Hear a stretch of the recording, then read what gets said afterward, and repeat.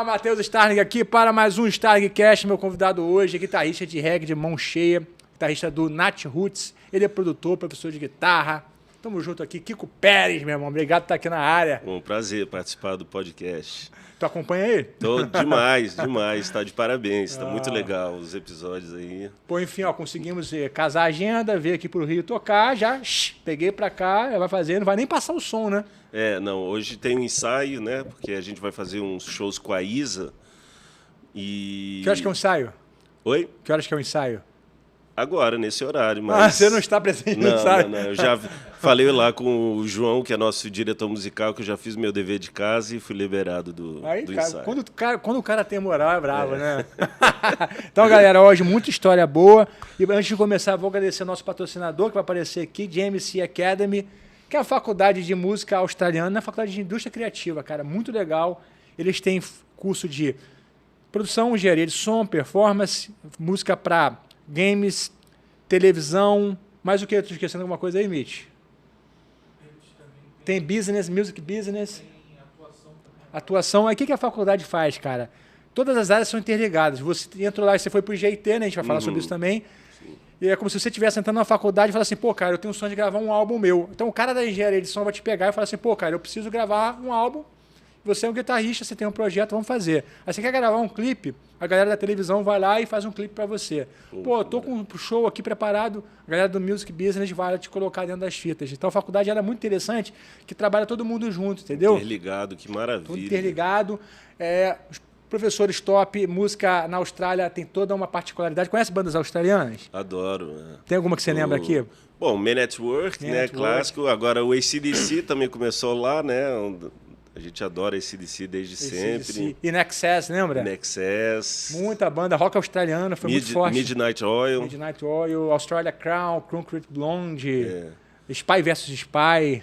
A gente foi tocar uma vez lá e eu conheci o cara que foi da formação original do baterista do John Butler Trio. Já ouviu falar do John Butler? Sim, já. Muito legal o trabalho do Pô, John Butler. Vocês tocaram lá em que cidade? Cara, a gente tocou em umas 6 cidades, na verdade 5, e aí tocamos também na Nova Zelândia. É pertinho ali. É. Legal demais, né? Foi fechado uma turnê. Tocamos em Perth, que é do outro lado, Sim. e tocamos Sydney, Melbourne. E aí num festival que é numa ilha, que foi esse festival, aí durante o trajeto do ferry boat, que eu conheci esse cara, e aí ele me passou um disco muito interessante com as músicas do Midnight Oil em reggae. Uou, que ele sério? tava com esse Das projeto. antigas? Não, recente até. Isso foi em 2015. Ele estava recém-lançado esse projeto. Porque o cara do Midnight Oil, o vocalista, ele entrou pra política. Não sei se você sabia disso, virou senador, alguma coisa assim. Enfim, galera, então vocês sabem mais sobre a JMC Academy, você pode falar em português pelo Instagram, vale muito a pena, você consegue trabalhar e pagar os seus estudos, porque na Austrália você pode trabalhar lá, ganha como australiano. E é em Sydney? Em Sydney tem Melbourne e tem também um outro lugar que eu esqueci o nome, qualquer outro lugar. É Sydney, Melbourne e tem um outro também. Brisbane. Eu fui lá, pô, que lugar maravilhoso, tenho até muita saudade lá.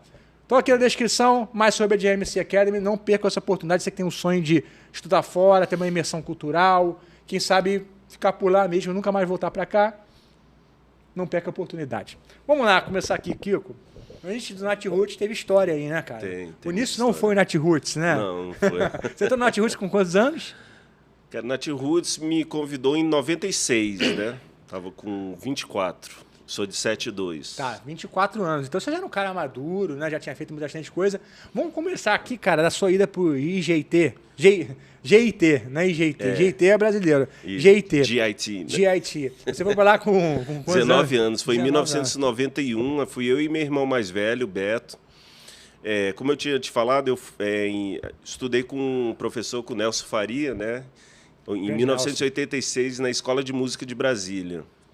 E aí o Nelson falava muito pra gente, né, do GIT. Ele já tinha lido, obviamente, né? Ele tinha chegado há pouco tempo, talvez 1, 2 anos, né, mas veio com aquela bagagem toda e a didática do Nelson fantástica, e ele contava toda aquela história, né, ter tido aula com o Joe Pass, e acho que plantou essa semente na gente, o sonho de um dia ir lá estudar, e a gente conseguiu realizar esse sonho, né, em 91, eu 19 anos, tinha acabado o 2º grau, aí tentei fazer faculdade, até passei para a faculdade de Direito, mas tentei fazer Direito, mas sempre fui errado. Você chegou a tentar fazer? Fiz 6 meses. Aí, tu fez 6 meses. Aí... E aí surgiu primeiro meu irmão, aí depois meus pais falaram, não, ó, seu irmão tá indo e acho que vai dar para os dois irem. Você quer? E na hora aceitei, né? Ah, não quero não. Não, Então vocês ficaram lá o quê? Quase um ano, mais ou menos? Um ano, o curso é de um ano. Então foi de março de 91 a março de 92. E foi bem interessante, né? No começo dos anos 90 estava um movimento musical muito interessante, né? Até do rock, assim, muitas bandas surgindo. Aquela galera de Seattle estava começando a estourar, né? Já tinha Seattle nessa época? Nirvana acho que estava lançando. E aí o Red Hot Chili Peppers estava gravando lançou também o Blood Sugar, Sex Magic, para mim um dos melhores discos dele, né? Então estava um movimento bem bacana ali no começo dos anos 90 e a galera começando a resgatar o rock dos anos 70, que eu também gosto muito, né? Então estava começando a ter um revival de Led Zeppelin, de Jimi Hendrix. Aí lá a gente teve a oportunidade de ver a inauguração da estrela do Jimi Hendrix na Hollywood Boulevard. Eu estava lá nesse dia. E você era um cara de mais de rock mesmo nessa época? É. Você não tinha nada de envolvimento com reggae ainda? Não, nenhum. Eu na minha adolescência, o meu grande herói da guitarra sempre foi o Ed Van Halen, né? Que quando a gente começou ali no começo dos anos 80, né, era o ápice da guitarra, então, né? Era uma revolução da guitarra. Então você época, gostava de um high gain, então, de guitarra, só de Rose. Isso. E aí teve também aquele primeiro... Aí teve a vinda do Kiss para o Brasil, né? Naquela época foi quando mais ou menos comecei a tocar. E logo depois, em 85, teve o primeiro Rock in Rio. Marcou muito o começo da nossa formação musical. Eu não fui no Rock in Rio porque eu tinha só 11 anos, mas meu irmão mais velho foi e minha prima também, que eu estava te falando, a Siang, né? Minha prima. E o Siang dela, né? O Yang vem do Angus Young, que ela é super fã da AC/DC. E aí tem uma história engraçada que eles estavam ali na casa de um tio meu, que era ali perto do Sheraton, e descobriram que a AC/DC estava lá no Sheraton. Aí eles conseguiram entrar, tirar foto. Pô, que maneiro. Tem a foto da Simone, né? Simone. Tem foto dela com 15 anos de idade do lado do Angus Young. Angus Young baixinho, né? Era do tamanho dela, de sunguinha assim na piscina. E a sua primeira guitarra era dela? Eu herdei dela, acho que era uma Giannini Stratosonic, uma Giannini Sonic. Eu até pintei ela de vermelho, aí botei as listas brancas, igual do Van Halen, né? Era uma Giannini Sonic. Não, nessa época teve muita Giannini. Engraçado porque eu não peguei a época da Giannini, assim, né? Eu sou um pouquinho depois da Giannini, teve um apogeu aqui no Brasil, né? Você pegou essa época, então. Peguei, Tremendinha, não tinha também a Giannini Tremendinha, né? Que a gente ficou sabendo agora disso. Tinha o Giannini amplificador tremendão. Tremendão, esse eu cheguei a ver. Chegou a ver? E meu irmão teve uma Giannini Stratosonic. Stratosonic.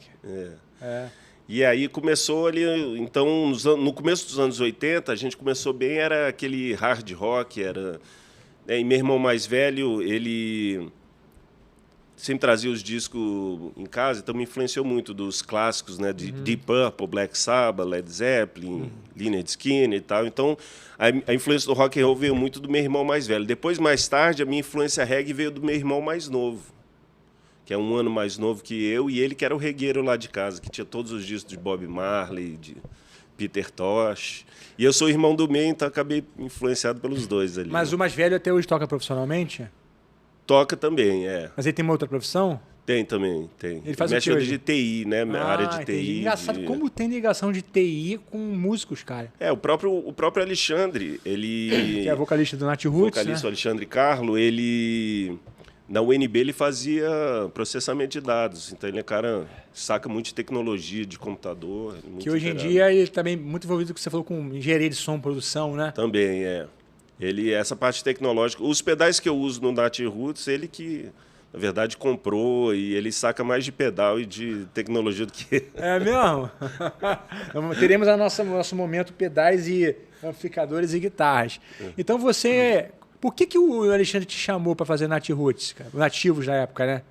Cara, na verdade, eu antes tinha tocado no Právida, a gente morou até um ano no Rio de Janeiro, aí quando voltamos para Brasília, o Právida meio que deu um tempo, aí eu voltei a dar aula de guitarra e montei na época... Você quer falar fala do Právida então, porque é uma sonzeira do caramba, né?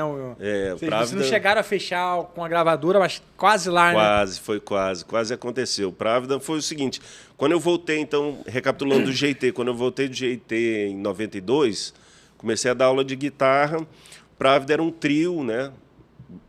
Baixo, guitarra e bateria, e o Silvio, que é o vocal, guitarrista também, eles iam fazer um show no final do ano no Teatro Nacional de Brasília, então eles queriam uma produção assim melhor, aí chamaram um percussionista, o Marcão, e eu para fazer uma segunda guitarra. Acabou que eles gostaram tanto dessa formação que aí o Právida virou um quinteto. Okay. E aí a fita demo tinha uma música Benjor, né, que chegou para o Jorge Benjor, e aí ele uma vez falou da gente no Jornal do Brasil.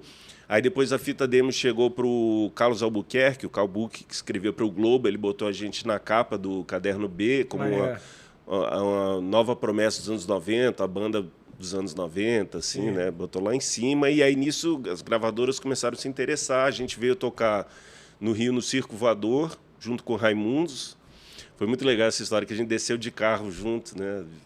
Junto com o Raimundos, foi o primeiro show deles também no Rio, o primeiro show nosso, e uma banda que tinha acabado de fechar com a gravadora, que era o Skank, né? O Skank tinha um disco independente, tinha fechado com a Sony, estava lançando, então a gente também pegou aqui no Rio aquele começo dos anos 90, que surgiu o Rapa, surgiu depois Planet Hemp, Chico Science, a gente estava lá no Rio quando ele fez o primeiro show no Rio, os movimentos dos anos 90, a gente estava ali nesse bolo ali.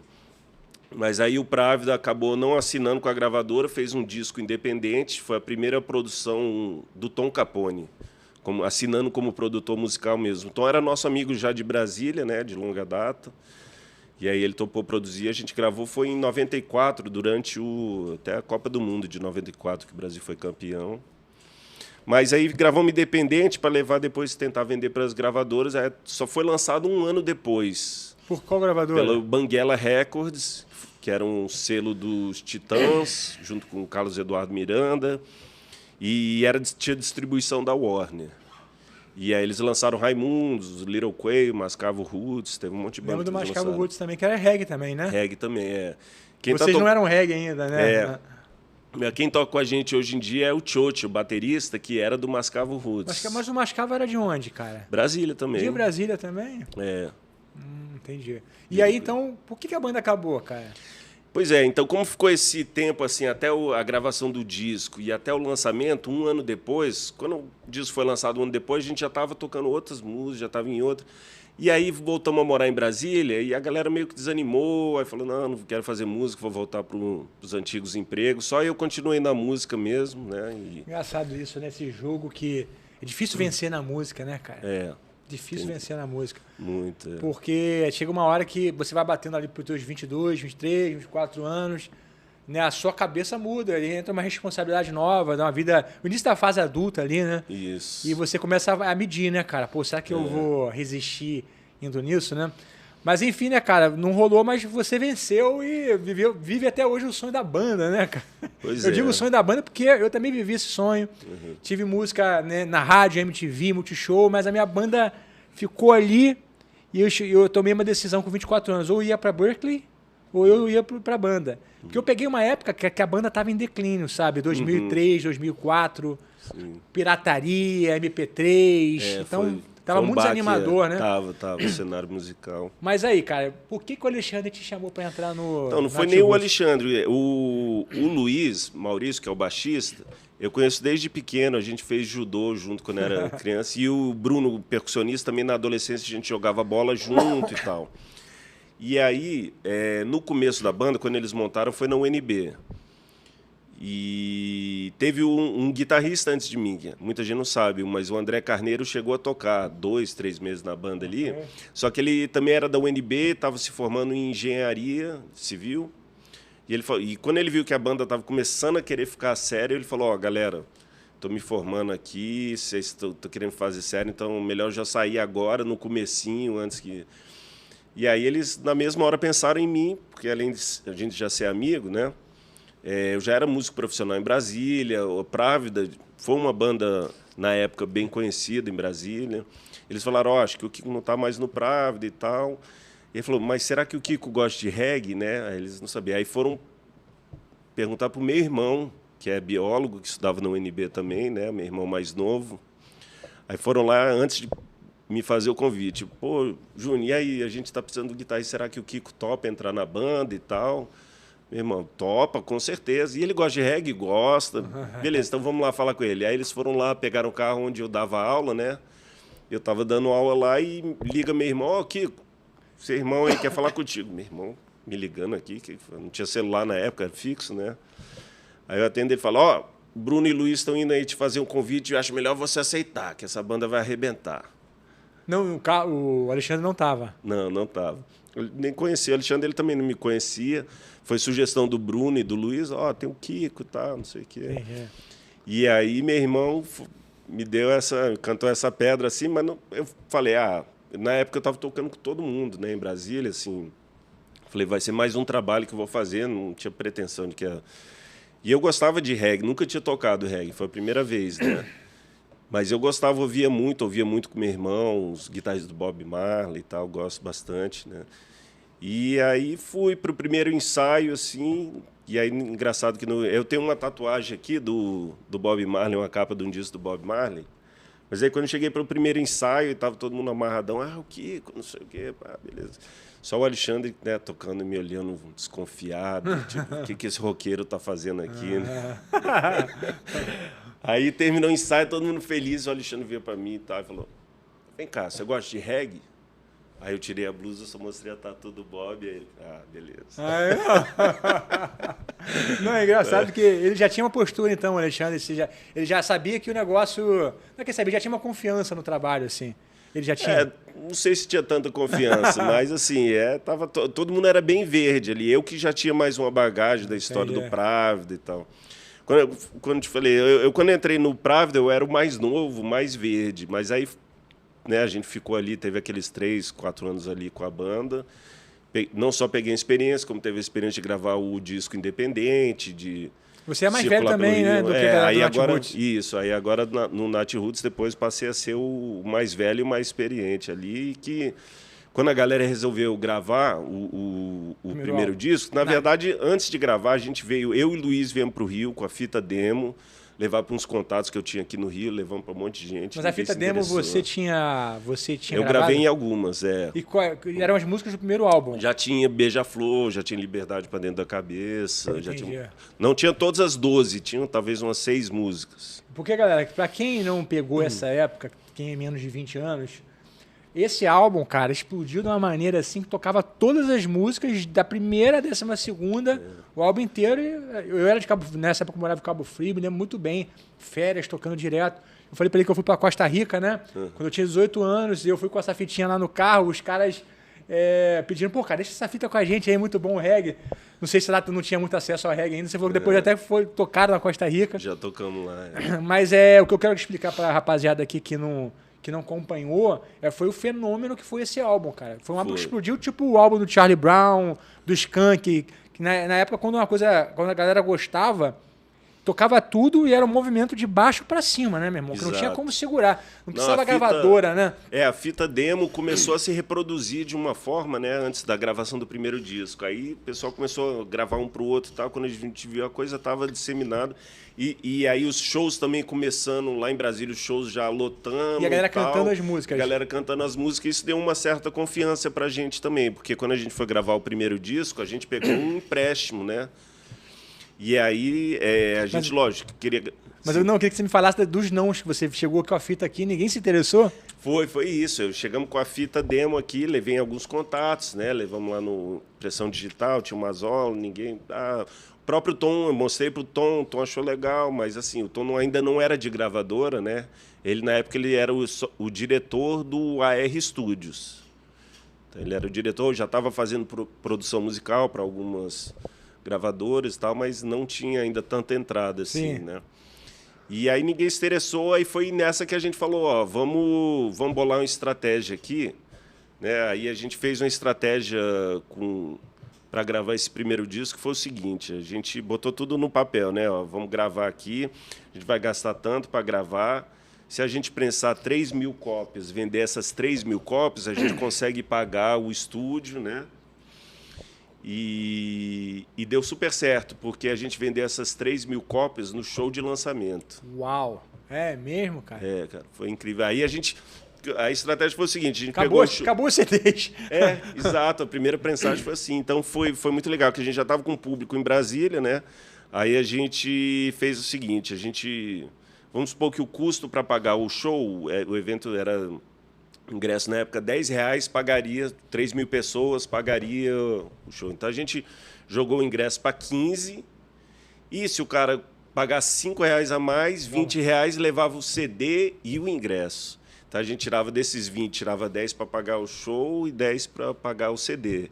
E aí a gente conseguiu, dessa primeira tiragem, os 3.000 vendeu assim, né? Aí já mandamos prensar mais, né? Tipo, 5.000 e fomos indo devagarzinho, sempre aumentando. Um ano depois, a gente tinha vendido 30.000 discos independente. Aí, só então que as gravadoras, depois, né, de um ano de trabalhar de forma independente, já tocando fora de Brasília e tal, que eles começaram... Porque os próprios lojistas lá em Brasília falavam para os representantes das gravadoras: ó, cara, esses meninos aqui, ó, chegam aqui com as caixinhas de discos, estão vendendo mais que seus artistas e tal. E é engraçado isso, porque essa época de fazer show, levar CD, eu até falo que eu parei de gravar álbum solo, porque eu peguei uma época que a gente ia lá fazer um show, você vendia os CDs, cara, isso ajudava demais, né? Demais. Era a melhor hora de vender CD era no show. E ajudava financeiramente, ajudava na expansão do som. E isso, de certa forma, arrebentou com as bandas, né, cara? Foi. De não ter mais essa venda ali física, né? Foi mesmo, isso daí foi então, uma pena. A gente pegou o finalzinho, talvez, desse... Né? Nessa época aí, 92, você tá falando? Não, essa do... 97. 97 a gente gravou o primeiro disco. E depois, um ano depois, em 98, assinamos com a EMI. Um contrato de 4 discos. E esse álbum pela EMI vendeu mais quantos? Esse disco vendeu mais de 500.000 cópias. Uau. 500.000 cópias, né? Eu lembro que a gente ganhou... Imagina pra gente, na época, a gravadora, vocês vão fazer o programa da Xuxa. Aí chegou no programa da Xuxa e ganhou o disco de ouro, que era 100.000 cópias na época, lá de surpresa, nem sabia que já tinha atingido 100.000. Então, pra gente que gravou aquilo, né, arriscando, fazendo de forma independente, chegar a esse patamar, já foi uma coisa assim surreal, né? E nessa época aí subiu cabeça, alguma coisa, ou a galera tava pé no chão legal assim? A galera assim, sempre foi... A galera do reggae mais tranquilo, mais pé de chinelo, né, mais bicho. Até que não subiu, não. Foi de boa. Foi, e assim, foi muita ralação, assim, apesar de ser... Se pensar no tempo pequeno, mas a gente ralou pra caramba de independente. A gente chegou a fazer show de tipo ir lá pro interior da Bahia de ônibus para tocar, pra divulgar, né? Divulgar pro sul e de ônibus. Então, a galera também assim era guerreira, vestia a camisa. E teve essa coisa também que você falou de baixo para cima, do público para, né? Sim. Então, assim, a gente nunca foi queridinho da mídia, de estar, né? A gente, quando tinha gravadora, eles até botavam a gente aqui e ali num programa de televisão, mas a gente não era aquelas figurinhas midiático, né? Até bem que o reggae, cara, não é um estilo que no Brasil... Sempre teve reggae no Brasil, mas nunca teve uma banda brasileira grande de reggae antes de vocês. Grande não teve, pô. Não, porque tinha o Tribo de Já, tinha o Edson Gomes, mas assim, também era sempre correndo nichado, por fora. Nichado, né? Nicho. Vocês furaram um nicho, né, cara? Foi um reggae que... E na época teve até assim, muita crítica da galera do reggae, quando viu a gente indo nesses programas, indo no Faustão, indo na Xuxa, aí fala, os caras se venderam e tal. Sempre tem que ter isso, né, irmão? Tem que ter essa galera, né, mano? Tipo assim, pô, o cara é rock and roll, tá tocando no buraco. No dia que o cara toca no palco maneiro, pô, tá vendido. Se vendeu. Sempre tem os haters. Sempre tem. Vocês também pegaram um momento pré-internet, né, cara? Que vocês nem não ficavam sabendo se viesse um hater, você não sabia também, né, cara? Primeiro álbum, depois mais 500.000 cópias. E o segundo álbum, cara? Do primeiro álbum pro segundo demorou quanto tempo? O segundo a gente começou a gravar em 99. Pô, teve um tempo... Foi quase 2 anos. É porque quando a EMI, um ano depois, pegou o disco, começou a trabalhar como se fosse do zero. Então a gente ficou... E a gente já tinha essas músicas desde 96, né? Na época da fita demo. Então quando a gente não aguentava mais tocar as músicas do primeiro dia, eu tava louco para gravar um segundo dia. Ficava 12 músicas, 12, né? Cara? Não aguentava mais. E a gente já cheio de música nova, né? Que são as músicas que depois entraram no disco O Povo Brasileiro. Eu lembro desse disco 99. Também. E esse disco foi muito legal também, que aí já na época EMI, aí o Torquato Mariano, que era o nosso diretor artístico, sugeriu Liminha, aí fomos gravar com o Liminha nas nuvens. Então foi um sonho, né? Quem produziu foi o Liminha? Liminha, o segundo disco Povo Brasileiro. Liminha, e aí, ó, Liminha, tem que vir aqui, Liminha. Liminha. Mandei e-mail para ele semana passada. Professor Arnolfo. Chama ele de professor Arnolfo. Arnolfo? Arnolfo. Que é? Arnolfo Lima. Por que Arnolfo? Não, o nome dele é Arnolfo Lima. Eu não sabia não, o nome dele. Desculpa, você entreguei. Só conheço como Liminha. Pô. E esse álbum, cara, a repercussão dele comparado ao primeiro, como que foi assim para vocês? Cara, a gente sofreu um baque na época do lançamento, que foi a história do nome. Foi bem nessa época, assim, a gente estava gravando o segundo, já estava lá, ficou quase 2 meses aqui no Rio gravando, né, no Nas Nuvens com o Liminha. 5 meses? Não, 2 meses. 2 meses. 2, 3 e tal, sei lá. E na época que estava para lançar, e a gravadora mandou 2 representantes para negociar, porque quando a gente foi tentar registrar o nome, esse nome já estava registrado. Era uma banda lá do Sul, de música regional gaúcha, chamada Os Nativos. Com O, não era o U, mas o que vale é a pronúncia, né? Então a gente viu que ia dar problema, mas falou, não, vamos... Lá na frente a gente vê. A gente continuou usando os Nativos e tal. Mas aí, quando a gente assinou com a gravadora e a banda estourou, aí os caras vieram em cima, né? Mas esse álbum vocês lançaram com Nativos ou já foi Nativos? Não, aí o primeiro álbum foi o Nativos. Quando a gente foi lançar o segundo, O Povo Brasileiro, e a gente estava justamente terminando ele, aí chegou a notícia. Os caras da EMI chegaram com a notícia, vocês vão ter que mudar de nome. Porque não chegamos a acordo, os caras cresceram um olho, pediram uma grana absurda e não vamos pagar e vamos mudar de nome. Aí foi um baque grande na época pra gente isso. Então, aí foi interessante que aí a primeira tiragem do álbum Povo Brasileiro saiu sem nome a banda. Tinha o bonequinho, que é aquela marca, né? Ou aquele rasta jogando bola. Do primeiro álbum, pelo menos tinha essa marca forte, que era aquele bonequinho, né? Tipo com um desenhozinho de mão, assim, que foi até o Alexandre que criou também. Legal. Que o Alexandre joga bola pra caramba. Ele quase foi jogador profissional, jogou com Amoroso nas divisões de base. Legal. Ele joga bola bem. E aí ele criou esse bonequinho, esse rasta jogando bola. E aí a primeira tiragem, até quem tem isso é raridade, né? Saiu sem nome a banda, saiu só com o nome do disco, que é Povo Brasileiro. Teve até gente que achou na época que a banda, o nome virou Povo Brasileiro e tal. Você acha que isso atrapalhou? Na época atrapalhou um pouco, ficou... Nebuloso ali, né? Nebuloso, como é que vai chamar a banda e tal. Aí depois veio o Nat Roots, alguém sugeriu, não sei se foi o Bruno, Percurso, alguém sugeriu lá e, enfim... Aí pegou, né? Tanto que hoje a maioria das pessoas nem sabe, né? Porra, depois desse tempo todo, né? 20 e poucos anos, né? E legal que tem até uma música do Bob Marley que ele canta, a música chama Roots. Ele canta Roots, Nat Roots. Será que foi por isso que pegaram de lá, será? Não, aí tempos depois que a gente ouviu essa música, a gente aí começou até a usar no show. Quando acabava o show, aí soltava essa música nessa época. Entendi. E aí o Nat Roots ficou o Roots com U, porque visualmente lembrava o Nativos, que tinha o U. Então, visualmente, né? E aí esse álbum foi bem também na época, cara? Foi também. Esse álbum tem vários clássicos também. Quais 14 clássicos? músicas. Tem o Carcará Rosa, tem Meu Reggae é Roots. Tem... Meu Reggae é Roots. Tem várias músicas. Pedras Escondidas, tem Em Paz, que a gente toca até hoje no show. Tem... Uma que eu adoro, que é Praia dos Golfinhos, que tem uma harmonia bem rica, assim, é um dos solos que eu fiz que a galera mais curte, que eu me orgulho de... Depois eu quero falar um pouco da harmonia no reggae também, mas vamos... A gente podia falar aqui agora, cara. A harmonia no reggae, né, cara, a princípio é uma harmonia simples, né? a princípio, assim, mas né? no caso do Alexandre, ele tem muito de MPB, né? Sim, aí tem na pegada 251 dele. menor, né? Isso. E ele lá em Brasília, ele é do bairro do Cruzeiro, que é um bairro assim onde o samba é muito forte, né? E a galera que veio do Rio montou até a escola de samba lá da Aruc e tal. E ele tem essa coisa da MPB também forte na veia dele.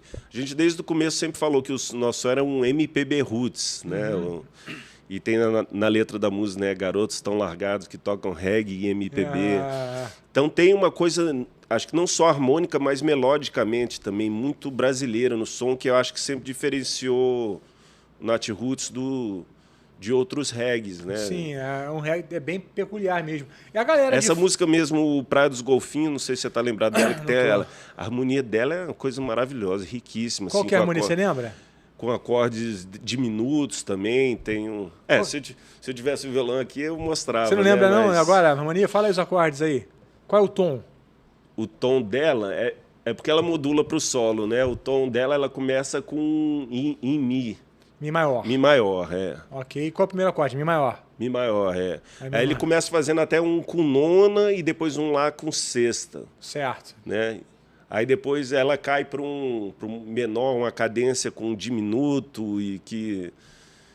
Assim, ela tem bastante empréstimo modal também. Entendi. Que é uma coisa que já no primeiro disco tinha. Porque você vê Liberdade para Dentro da Cabeça, ela em Lá maior, né? Aí faz aquela cadência. Lá, Dó sustenido menor, Si menor, e depois quando vai para o Ré, é um Ré menor. Então ali ele já mostrava que tinha um diferencial como compositor. Sim, eu lembro quando eu vi isso pela primeira vez.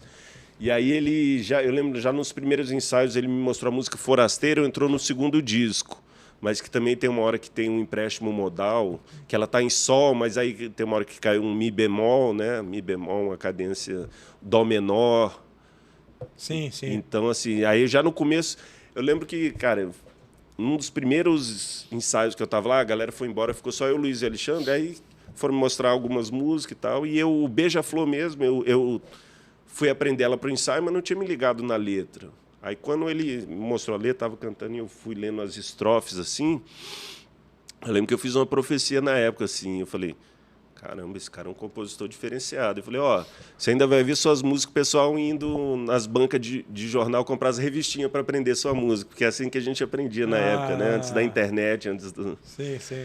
Era na banca de jornal. Eu falei, você ainda vai ver, porque eu vi que eu estava com um compositor diferenciado ali.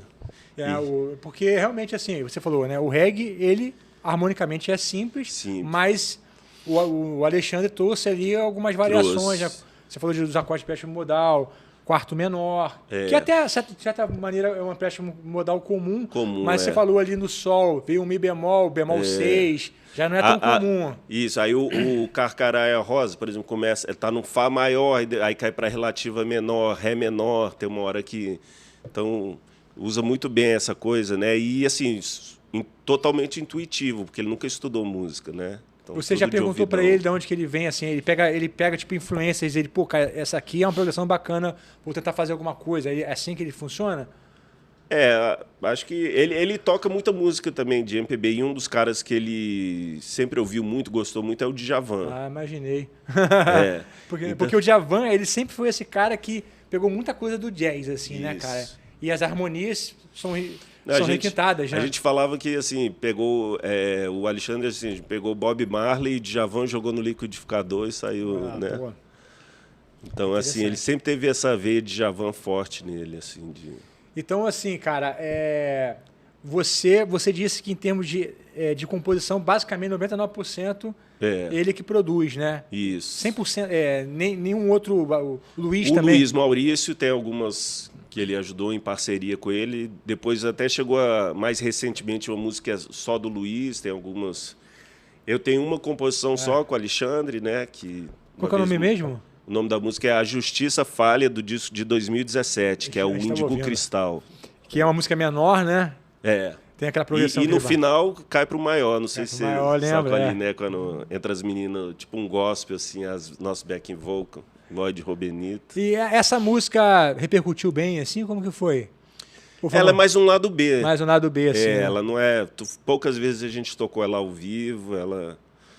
Mas isso é legal também, que a banda assim, tem muitas músicas que ao longo da carreira ficou no lado B, mas para os fãs às vezes são as preferidas, né? As melhores assim. Talvez que em show não funciona tão bem, não é tão popular, mas tem uma música do terceiro disco que chama A Hipnose do Amor, que ela é toda modal, tudo com acorde de sétima maior, assim, cara. Tipo o Clube da Esquina.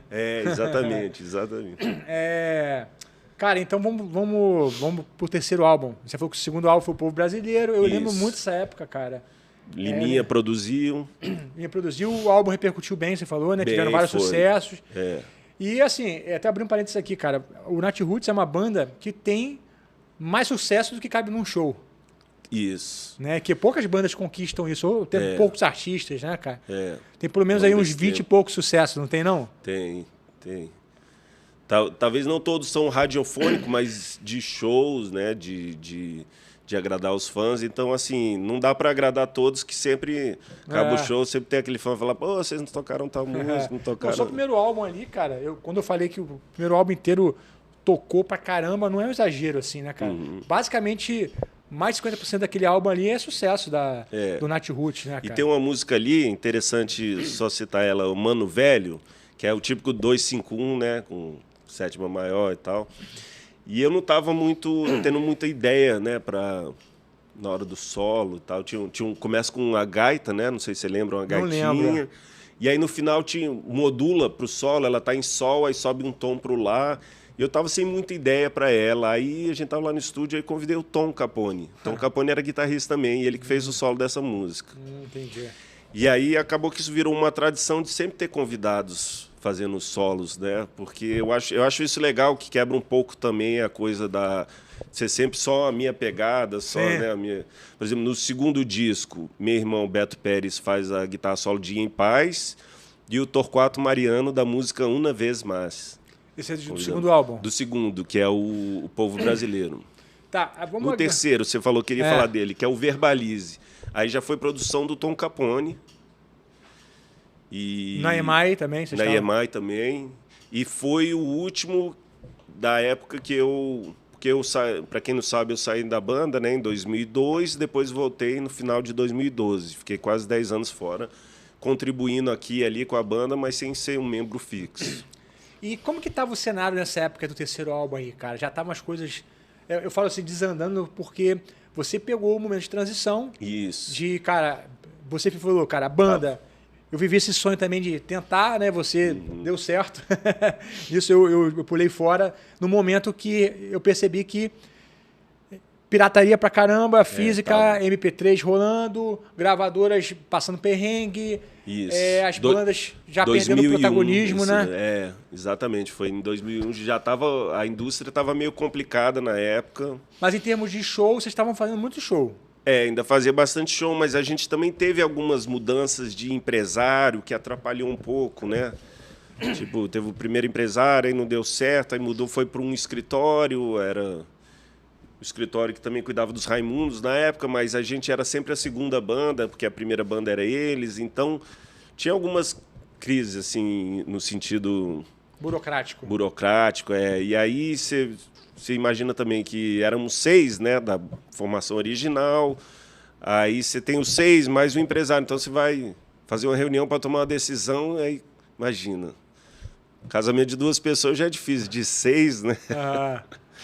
Então ainda tem o empresário e tal. Aí na época, eu também em 2000 tinha sofrido aquele acidente de ônibus, né? A banda sofreu um acidente, eu fui o único que me machuquei, aí nos 5 meses que eu fiquei fora, eu também comecei a repensar, assim, porque... Na época, minha esposa estava grávida da minha filha, e aí eu com meus filhos pequenos, e sempre na estrada, e a coisa não estava fluindo tão bem como, né, no começo, assim, e aí eu falei, não, eu vou percorrer outros caminhos. Na época eu estava começando também a trabalhar com produção musical, Tom Capone tinha me chamado para trabalhar com ele, fazer algumas coproduções, porque o Tom, ele tinha várias equipes de coprodução, por isso que ele conseguia fazer vários discos ao mesmo tempo. Né, que eles estavam fazendo a produção de vários discos, mas tinha o Cassim fazia uma coprodução aqui, aí fulano do outra coprodução, e o Cassim até foi coprodutor desse disco do Verbalize. E aí no disco seguinte, que foi o disco 4, eu já não era guitarrista da banda, quem entrou foi o Tonho Gebara, mas eu fui chamado para ser o coprodutor desse disco. Com o Capone. Então, com o Capone. Foi o Tom também e eu fui o coprodutor do disco 4. Tá, e cara, você disse que as reuniões às vezes tinham dificuldades, você também já estava ficando cansado da estrada, repensou. Isso. Qual era a dificuldade que você encontrava ali, cara, com 20 e poucos anos, talvez 27, 28 já? Já 30 anos ali, já tinha já no terceiro álbum? Já, né? Quase, né? 2002 que eu fiz 30, 2001 que eu saí, 29, Eu queria falar isso, cara, porque tem aquele sonho da banda que você topa tudo, velho. Tocar no buraco, isso. meu irmão, se pagar, dar um lanche, a gente vai. Isso. Você viveu isso, a banda virou, cara, né? Um primeiro álbum consolidou, o segundo álbum, terceiro álbum. Qual era a dificuldade que você enfrentava, assim, ou que a banda enfrentava que vai desanimando e te fez repensar? Cara, várias. Você mesmo citou a coisa da gravadora, né? Porque, por exemplo, quando a gente entrou, o primeiro disco, beleza, o segundo, aí no terceiro eles já não estavam tão interessados, já era difícil conseguir arrancar as coisas para ele de divulgação, a própria indústria em crise. Então a gravadora já não tinha... Porque você vê, no segundo disco, que foi O Povo Brasileiro, a gente ficou morando 3 meses no Rio, num hotel, aí tudo pago. Então a gente ainda pegou esse... Momento áureo. Áureo, que as gravadoras ainda tinham, né, bala na agulha pra caramba, já... Começou a já não ter, já, né? Então, a perspectiva até comercial da banda já não era tão... Continuava fazendo show, mas aí, como eu te falei, o escritório que a gente já não era a prioridade. Então tinha várias coisas nebulosas, assim. O futuro não era aquele futuro, promissor, né? Então... Entendi. Isso te bateu mais do que no Alexandre, por exemplo? Você acha? Isso te afetou mais... Porque você saiu, né? Estou te perguntando. Assim, eu já tinha uma... Pré-banda eu já tinha uma carreira e já tinha coisa também de professor de música, de produtor musical, então tinha outros caminhos. A banda não era... Por exemplo, sempre em paralelo à banda, eu sempre tive o meu trabalho que eu estava te mostrando, né? O meu trabalho solo, instrumental. Sim. Então, já na época do primeiro disco, eu estava finalizando um primeiro disco solo meu. Então, aí quando eu tive o acidente... Eu também compus as músicas do meu segundo disco solo nesses 5 meses que eu fiquei de reclusão, então tava animado de seguir um outro caminho, assim. Mas eu saí, a gente falou de portas abertas, né? E continuei contribuindo com a banda, por exemplo, quando o Gebara não podia, depois quando entrou a Mônica, quando um deles não podia fazer show, eu ia fazer o sub. É como eu fui para o banco de reserva, né? Sim. Mas estava sempre pronto para entrar em campo quando se precisasse. Você não houve um rompimento, né? Não. É porque eu perguntei... É muito legal esse negócio de banda, né, cara? Pelo menos para quem tem mais de 40 anos, porque todo mundo que tocou acima de 40 anos quis ter uma banda, né? Tentou isso... eu perguntei até pro Renato Rocha, do Detonautas, né? Eu falei, pô, e quais as dificuldades? Ele falou assim, meu irmão, a gente já saiu na pancada, bicho. Negócio brabo. Vocês nunca chegaram nessas vias de fato. Não. Foi uma banda mais pacífica. O reggae tem essa fama de ser mais... Até porque tem a galera ali, o Luiz mesmo é faixa preta de jiu-jitsu. Bruno também. Ia ser feio, uma briga ali não ia dar certo. Cara, vamos lá. Você, terceiro álbum, tu partiu... você acha que nesse momento o Nat Roots também sofreu um baque também, o mercado, a banda deu uma desaparecida de leve, assim? A banda...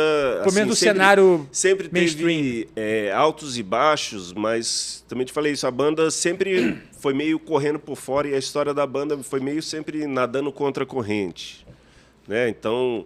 Nunca teve assim alguém que apadrinhou a banda, nunca foi queridinho da mídia, queridinho da MTV, nunca, né? Nunca teve essa facilidade assim. Então, isso por um lado foi bom, porque a banda sempre foi uma banda do povo, do público. Sim, fãs fiéis, né? Fiéis, e é incrível isso, porque a banda ao longo desse tempo sempre você vai os shows são lotados, você não vê a banda, não ouve na mídia, não escuta na rádio, mas você vai no show e, né? E vocês hoje vão tocar aqui no Rio, cara, em um lugar que é 5, 6 mil pessoas, por aí. Isso. Né? Que é um lugar grande, né, cara? Grande, E Rio de Janeiro, capital, numa sexta-feira, que é feriado ontem. Então, assim, cara, eu vejo também que... Por que eu perguntei desse... Você falou do altos e baixos? Porque o Nat Roots deu uma levantada...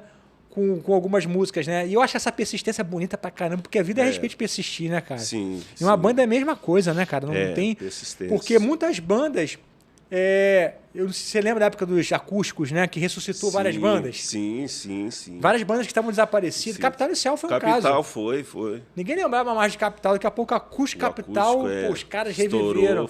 Ressuscitou mesmo. O Deni Conceição, que é o nosso percussionista hoje em dia, ele tocou no Acústico Capital.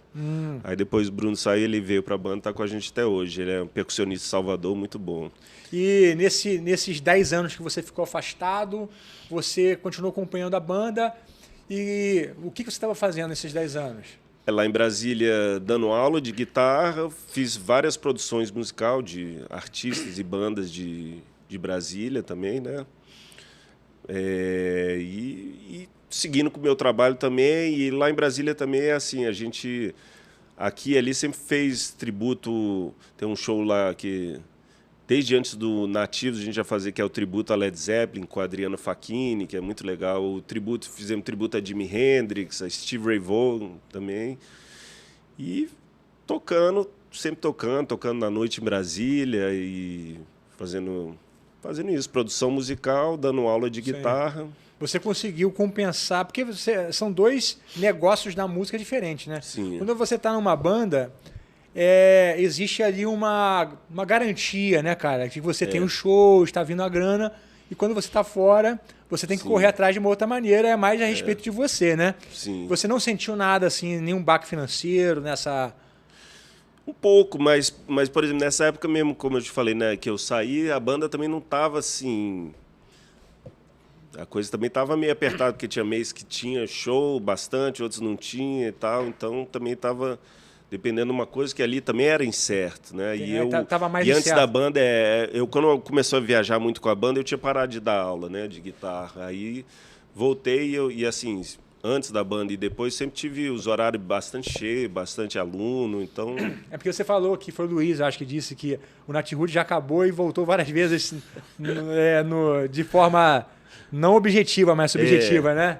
De ter aquele momento que às vezes a galera desanima e fala, acho que agora deu e tal, aí de repente vem alguma coisa que ressuscita. Por exemplo, na época do 5º disco, aí veio a música Quero Ser Feliz também, que deu uma levantada na banda. Aí depois já...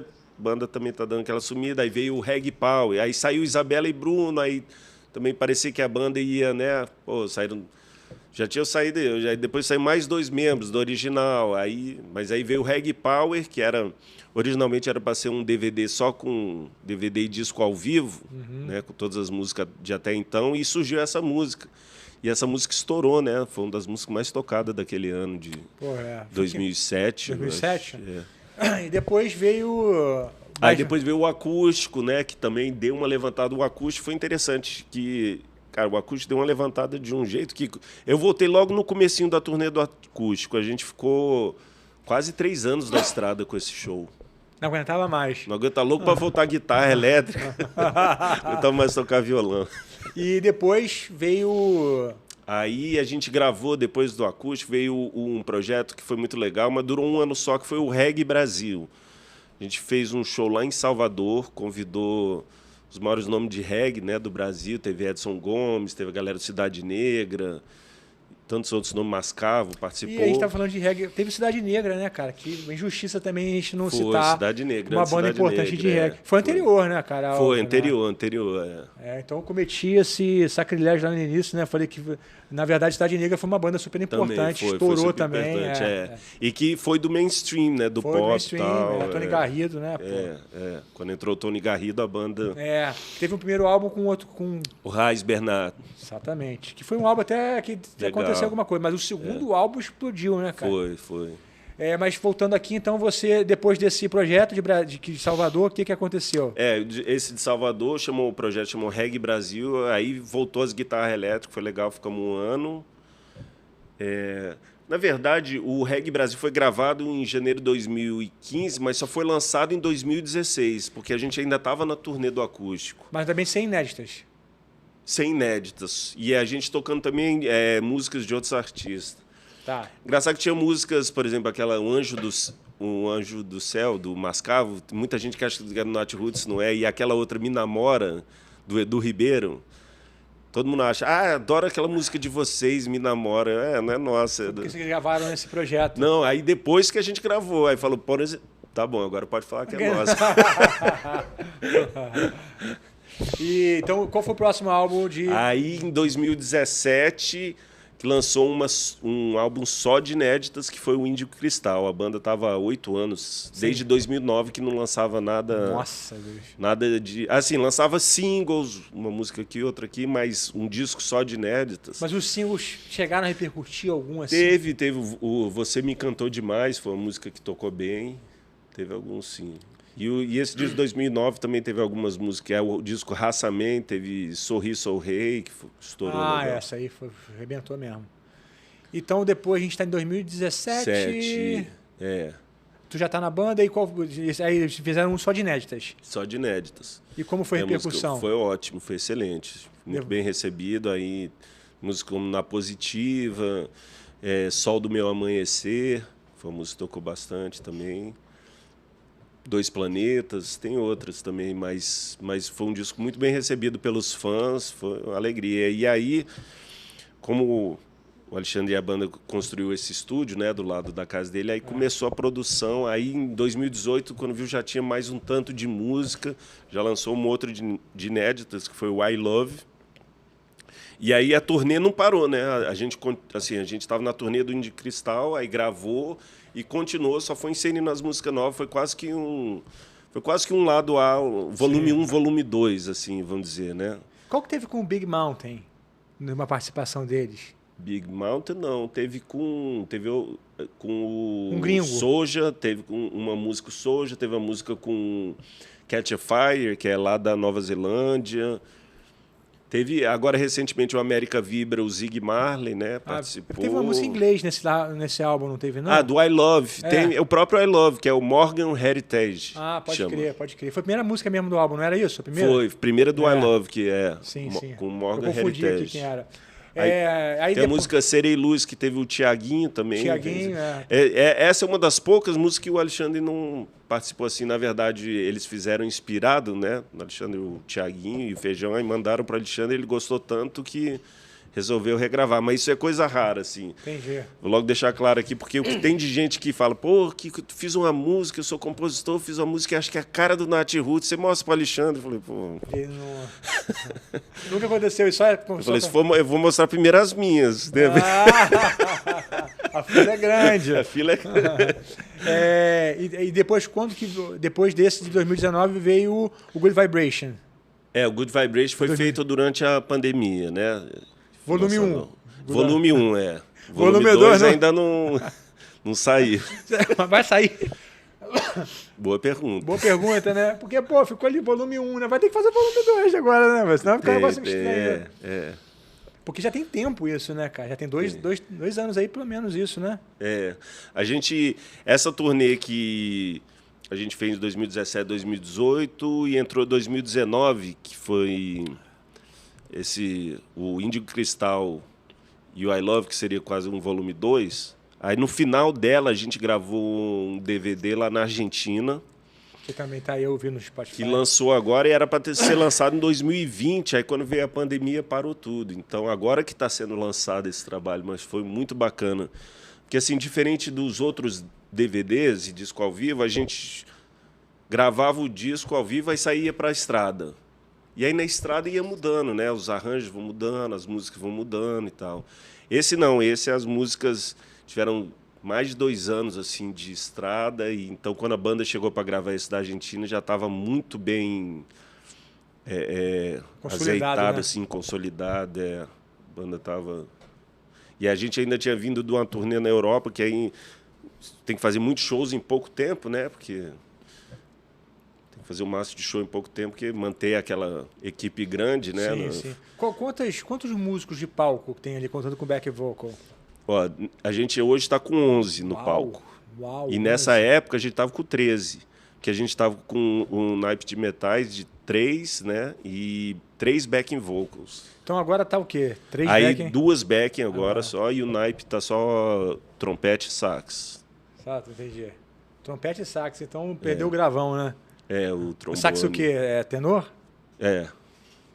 E aí tem o percurso, teclado, e agora a gente também, a parte de cordas que está interessante, porque no acústico o Alexandre convidou o violonista João Ferreira, que é professor também da Escola de Música de Brasília, arranjador também, para fazer os arranjos de corda, né, de violão e tal. E o Alexandre gostou tanto, né, dos arranjos dele, dos trabalhos dele, que era para ele ficar só durante a turnê do acústico, mas aí ele gostou tanto, falou, não, João, vai continuar. João, hoje em dia, é o nosso diretor musical. E, assim, aí a parte de corda está bem rica, porque o Alexandre ele faz uma guitarra base, né, bem consistente, bem acorde sólida. Mais com um pestanão, assim?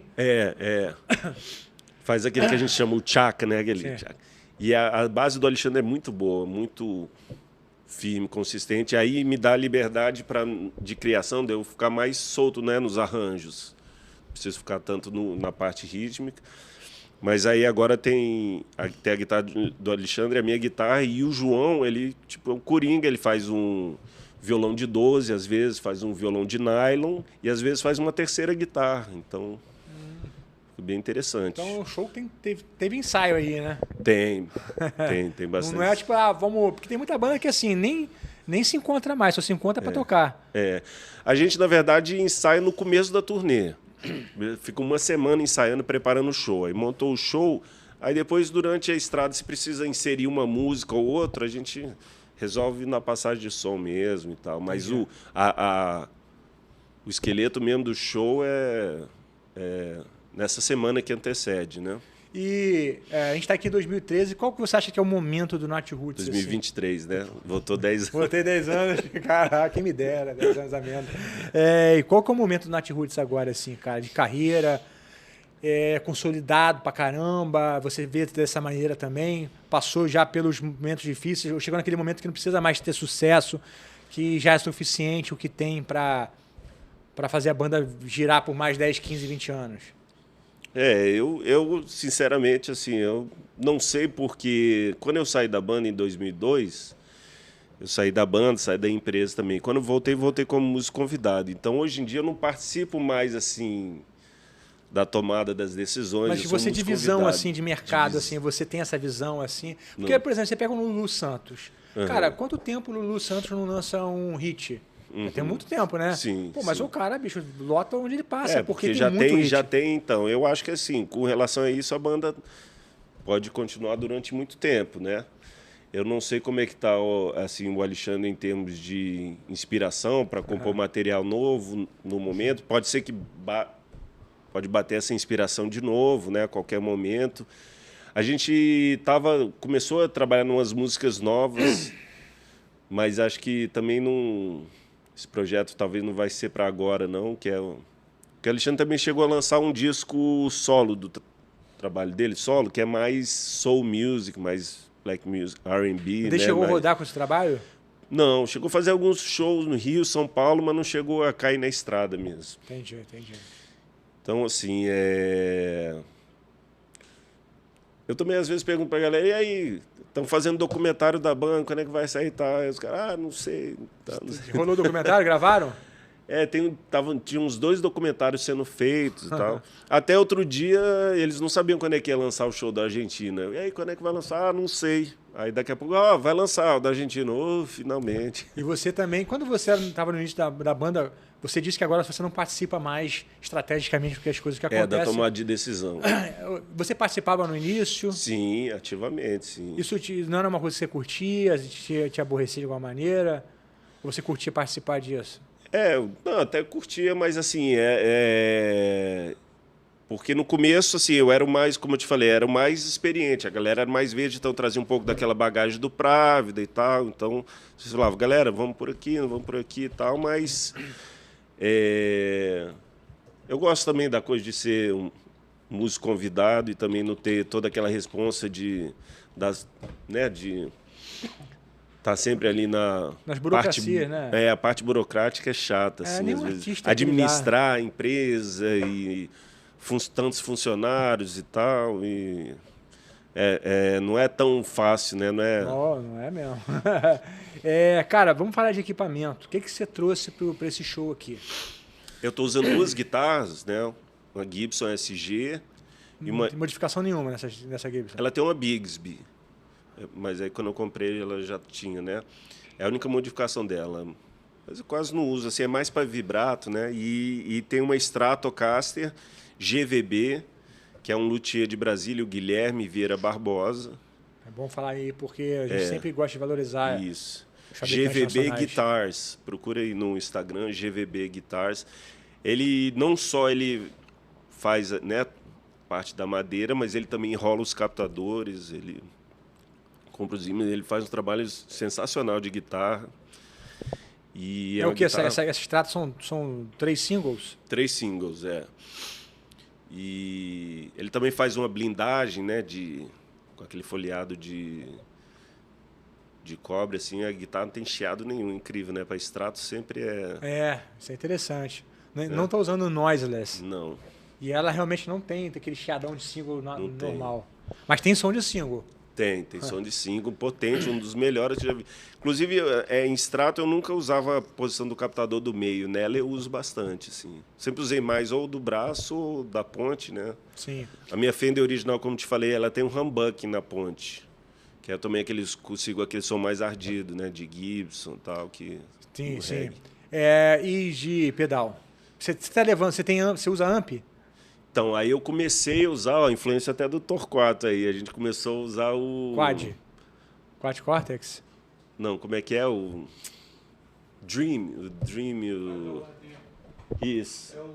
Da Universal Audio, né? O simulador de amp. Simulador, é. O Dream, se eu não Foi me recente, engano, né? Ele é do Deluxe 65, né? Do Fender. Isso, O exatamente. som é lindo, é um negócio fantástico. Então você está levando, você tem uma simulação de amp. Foi o nosso engenheiro de som pulou de alegria quando Então você não está usando amp. Você não estou usando, né? porque tem muito tempo que a gente usa o retorno in-ear, né? Ok.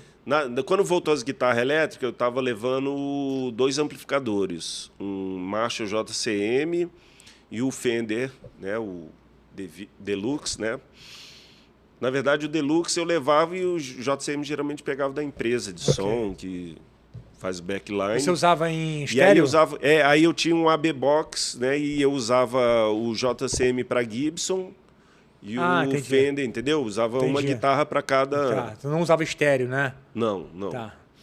E aí você abriu mão então dos amplificadores por causa da simulação? Porque assim, como a gente está usando mais o in-ear, ele chegou no meu ouvido assim, na verdade cheguei ouvindo melhor do que estava ouvindo antes. E aí, então, vamos lá. E aí a gente acaba que elimina aqueles problemas de vai tocar ao ar livre, ventão, né? Tipo. Eu estava vendo o Kick Hammett do Metallica falando que estão usando agora eu vi, o Quad Cortex que ele está usando, é? Fractal, Fractal. E ele estava falando, cara, cada show que a gente fazia era um som, Brad. Não é? Cada show era um som. Aí eles botaram agora tudo e eu lembro o mesmo som. O mesmo som todo show. É isso que aconteceu quando eu comecei a usar também. Então como que tá a tua sequência ali? Você usa essa simulação? Aí eu tô com uma controladora, né? Eu tava com aquela controladora antes da Boss, agora até esqueci qual que é, uma menor que só tem 4 posições. Porque aí eu tenho um pedal de distorção. Qual o pedal de distorção? Distortion da Boss. Okay. Aí tem o Ibanez Tube Screamer. Eu uso mais até o Tube Screamer. Um solo ou outro que eu uso com distortion. Okay. Tem umas 2 músicas que tem um solo mais forte que eu uso. Mas normalmente quando eu vou de drive é o Tube Screamer. Você não usa os dois juntos? Não. Tá. Aí tem tem um pedal argentino que eu uso como um booster. Qual o nome? Cara, ele mudou, porque a marca mudou. A gente criou lá na Argentina, aí depois ele mudou a marca dele, ele está morando até em Miami. Eu esqueci. Não é uma marca conhecidaça assim? Não. Aí você está usando como booster. Booster. Mas um booster que ele chega de gerar um drivezinho ou é limpinho? Não, é mais limpinho. Mais limpinho.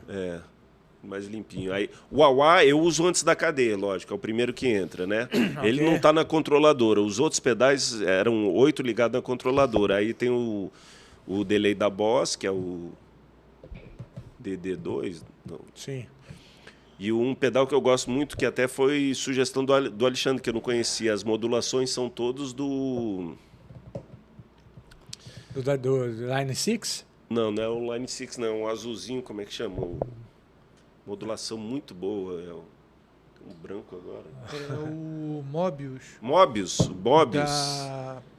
Strymon, o Strymon. Mobius, as modulações são fantásticas. Mas ele acho que não é... O Mobius acho que não é o azul, não. O Mobius eu acho que é o roxo. O azul... Não, o meu é azulzinho. É É azul? o azulzinho, Eu o acho Mobius. que o azul é o Blue Sky e o Big Sky. Deixa eu dar Blue vou Sky até- eu acho que é reverb. É né? reverb. É reverb. Eu Dá cheguei a usar o Blue Sky também. O Blue Sky é o reverb. Deixa eu dar uma sacada aqui. Não, Ah, Vocês e eu falando tava besteira. usando também o... Como é que é? O Ravi... Um que simula citar, que é o Ravi Citar. Ah, não, é azulzinho também. Aquele é um azul mais escuro. Põe pra gente aí, Met, Mobius. põe na tela aí pra gente ver. Beleza. Você tem uma foto do seu setup? Tenho que procurar. É, manda aí também pra gente botar na tela aqui pra galera ver também. Tá. Não precisa botar agora, não. Tá, depois eu mando. Tira a foto do show hoje lá, pô. Melhor aí, eu tiro Boa, a foto e boa. mando porque eu desliguei o celular aqui. Pra não... Pra ninguém perturbar, né? É. E então o seu setup hoje é esse. Aí o Ravi Citar, né, tem a música Dois Planetas, que eu começava fazendo um som de citar, bem legal ele. faz Mas um quando som você de gravou, citar. você usou esse pedal também? Usei ele e usei também a Variax, misturar também a Variax, tem um som daquela Dana Electro Citar também. Ah, pô, essa guitarra tem tempo que eu não vejo, mas deu Variax. uma... Na época... da todo Line mundo- 6, eu e meu irmão a gente tem uma, nossa, assim, é muito legal, assim, às vezes para estúdio, para algumas gravações em casa eu ainda Sim. uso. E, cara, então já tem quanto tempo que você tá usando esse setup sem o amplificador? É recente, foi esse ano, Foi esse ano. ou no final do ano passado. Até Entendi. pouco tempo a gente ainda estava com amp. Aí foi numa dessas viagens aí que a gente começou.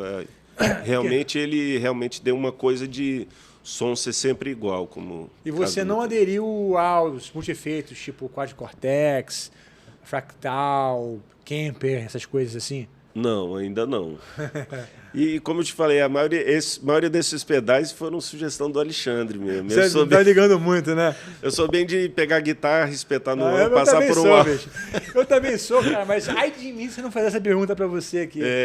Eu também sou de tocar, cara. Quando começa a ter muita apurrinhação, eu fico estressado. Eu adoro o som do guitarra direto no amp, aquela coisa... Steve Ray Vaughan ali, adoro aquele pô, sonzeira muito bom, né, Texas Blues. Mas você em casa tem mais guitarras? Eu tenho essa Strato que eu não levo mais na estrada, né? Recentemente eu estava com uma Les Paul também, que eu fiz um jogo nela, aí tem essa GVB, aí tem uma Tokai, que a gente chegou a usar na estrada, que parece uma PRS, assim, boa também. Mas não tem muitas guitarras também, não. Tem um primo meu lá em Brasília que tem muito mais guitarra que eu. Aí eu falo, é nossa, né? Meu primo é advogado. Não, mas ele ama guitarra e ele tem uma coleção, ele tem uma Wolfgang Pive, de vez em quando ficou comigo lá, eu peguei com ele antes da pandemia, ficou uns 3 anos lá em casa. Pô. E você grava em casa também, cara? Você tem home studio em casa? Gravo no Nuendo mesmo, aí eu ligo no... Normalmente tem a interface é o Guitar Port da Line 6. Então eu uso com um simulador de amp, geralmente, gravando lá. E o que você tem Só feito? gravo assim, quando eu gravo, por exemplo, lá no estúdio do Nat, aí realmente a galera gosta, né, de usar o ampli mesmo, microfonado. Você vai falando com o Alexandre. Estúdio. Esse ano, inclusive, eu gravei 2 músicas, né? Tava te mostrando Instrumental, pô, que... ficou bem gravado pra caramba. Bem gravado. Que o Alexandre, ele, né, além de gêniozinho da tecnologia do computador, ainda tem aquele ouvido fantástico. Aí ele, durante a pandemia, ele fez o curso de engenharia de som. Aí queria experimentar, precisava de uma cobaia, aí no começo desse ano falou, Kiko, vamos gravar um disco solo seu aqui no estúdio, tá? Eu falei, o disco não sei se eu tenho música para isso, mas pelo menos umas 2, aí a gente... Então vamos fazer. Aí fizemos, cara, que sonzeira, né? Bicho tirou uma sonzeira, e aí ele queria fazer tudo mesmo, né? Microfonar os amp, testar, botar... Vocês fizeram 3 isso? amp, fizemos. E batera, tem uma sala de batera também? A mesma sala, que é a sala Mesma grandona, sala. mas não gravou tudo junto, né? Não gravou tudo junto. Porque eu também fiz uma pré muito bem produzida, já com tudo ali certinho, né? Então o batera chegou... Que o batera que gravou batera e baixo. O Lucas Pimentel, que é um músico lá de Brasília, um monstrinho, também tocou com a gente bateria Nat Roots uma época, e ele é também um monstro do baixo, né? O PJ mesmo do Jota Quest, quando viu ele assim, falou: ué, o que esse cara tá fazendo tocando bateria? Eu conheço ele como baixista. Sim. E você... E aí eu queria ver ele numa música gravando, né? Não, os dois, fazendo os dois, né? Baixo e batera numa mesma música, o mesmo cara. Sim. E aí eu consegui, ele gravou nessas duas músicas minhas, ele fez os dois. Tem o solo de slap dele ali tem, também, no né? finalzinho uma ele termina. Mas quem foi o engenheiro? Tinha um técnico lá? Ou não, o Alexandre foi o técnico mesmo. Ele microfonou tudo, pilotou. Tinha assim, só o auxiliar, lógico, né? Tipo, ver se o cabo tá. Mas ele que foi lá e microfonou cada amp, depois mixou tudo. O estúdio é na casa dele? É do lado da casa dele. Tem uma entrada independente, né? Para não ter que passar por dentro da casa e tal. Não, entendi, então, entendi. Mas é um estúdio para ele. Para ele, assim. Ele não está aberto para quem quiser alugar, não? Não. Ele até abre aqui ali, mas só para gente que é amigo, que ele quer. Tem um filho dele, o Pedro Alex, também, que está com um trabalho muito bacana. E o Pedro tem produzido muita coisa lá também. Entendi. Tem um estúdio É compositor mesmo. também, O Pedro é compositor também e também está pegando a manha da produção, da engenharia e tal. Mas esse daí foi bem legal, a coisa da experimentação que o Alexandre fez. Por exemplo, nas guitas a gente montou 3 amps de guita, né? Então tinha um Fender, no meio tinha um cabinet Marshall, mas com um cabeçote Mesa Bug e um Vox. E aí ele microfonou para como se fosse, porque tinha uma música, vamos supor, uma base aqui, outra base, né, na direita e esquerda, e ele também botou os microfones ambientes meio que já simulando como ia ser na mix, entendeu? Então pegou a ambiência também, foi bem interessante. Aí o solo no meio, né, usando esse cabeçote Mesa Bug. Depois vamos ver ele? Oi? É dele lá esse? Não, esse é do meu primo, o cabeçote Mesa Bug. E, cara, você também tem essa música instrumental, não só agora que você lançou, você já sempre teve um trabalho instrumental, né? Sim, na época, começou até na época que o Právida deu um tempo, aí eu tinha umas músicas minhas, gravei 3 músicas, ficou bem legal lá no estúdio Zen, lá em Brasília. E aí, quando eu entrei no Nativos, na época que a banda começou, quando a gente fechou o primeiro contrato gravadora, que a galera, né, ganhou um advance ali, aí eu peguei essa grana e falei, vou terminar o meu disco e tal. Nessa época aí você falou, todo mundo tava ganhando um percentual ali separadinho, certinho? Sim. Pô, coisa boa, né? Chegou a advance de bons tempos, né, cara? Bons tempos, né? Eles compraram a Master, como te falei e tal, aí chegou... Aí um foi e comprou a moto, o outro não sei o que, eu fui e falei, vou fazer meu disco aqui. Então eu fiz, mas eu fiz esse primeiro disco para eu ter como um cartão de visita mesmo, mas não tinha pretensão de fazer outro. Aí quando veio a coisa do meu acidente, que eu comecei a compor muito material novo, começou a surgir muita coisa assim, aí que deu vontade de fazer um segundo disco, acabou que eu, né, segui paralelo. Cara, um trabalho também que eu não posso deixar de falar aqui, que eu às vezes esqueço. Em 2011, a gente produziu um álbum duplo com as músicas do Jimi Hendrix em reggae e acústico. Mas o Nat Roots? Não, eu não tinha voltado ainda para a banda nessa época. Na verdade, foi 2010, 2011. Porque a história foi o seguinte, depois daquele episódio que eu presenciei ali, a inauguração da Estrela do Hendrix, parece que a gente foi batizado, eu e o Gebara, o Tony Gebara também estava, a gente foi batizado na religião, né, hendrixiana. E quem que estava cantando? Então, aí, cara, eu fui virando fã, acabou que o Jimi Hendrix virou assim, né, para mim o meu favorito e tal, de pesquisar mesmo, de ler várias biografias, de pesquisar aquelas músicas lado B, aquelas coisas inéditas que ninguém conhecia. E aí surgiu a ideia de fazer um acústico Hendrix, como você falou, nessa época que estava todo mundo fazendo os acústicos e tal, eu falei, eu queria gravar um acústico Hendrix para mostrar um outro lado dele que pouca gente conhece, que é o lado compositor, né? Tem várias baladas maravilhosas.